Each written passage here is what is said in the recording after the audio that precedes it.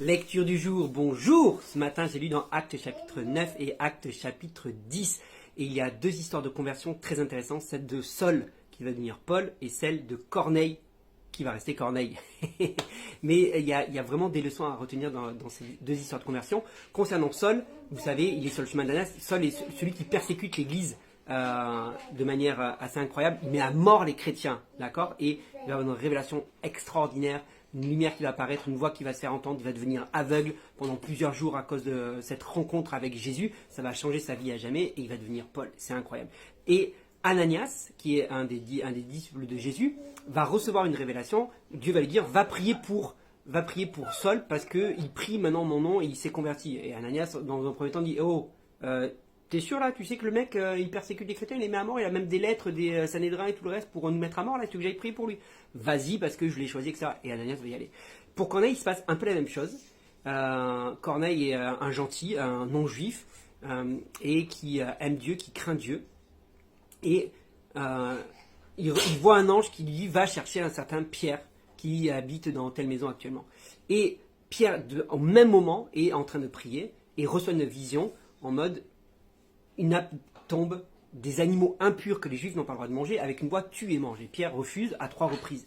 Et à 3 reprises, la voix dit, ne déclare pas impur ce que j'ai déclaré pur. Ça doit être ultra perturbant pour Pierre. Il dit, mais c'est quoi ça? Comment c'est possible? C'est pas conforme à ce que la Bible enseigne. Ça va pas dans le sens, puisque c'est des animaux qui ont été déclarés impurs. Et toi maintenant tu me dis de manger, c'est impur. Comment je peux savoir si c'est bien de Dieu ou pas? Et au même moment que la vision se termine, il y a des hommes qui sont envoyés par Corneille, qui arrivent dans la maison de Pierre.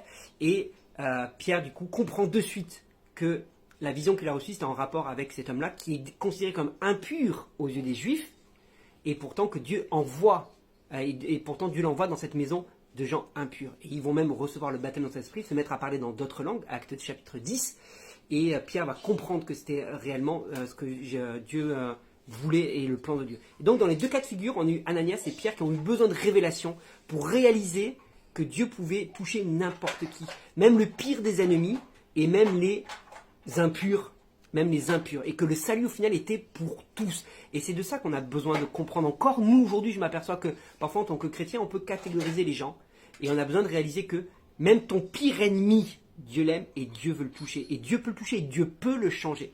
Donc on a besoin d'avoir cet esprit ouvert, et même la personne la plus impure à nos yeux, Dieu veut aussi le toucher, et le salut est aussi pour cette personne. Retiens bien ça, le salut est vraiment pour tous, même ceux que tu ne penses pas, même ceux que tu ne considères pas, le salut est pour tous.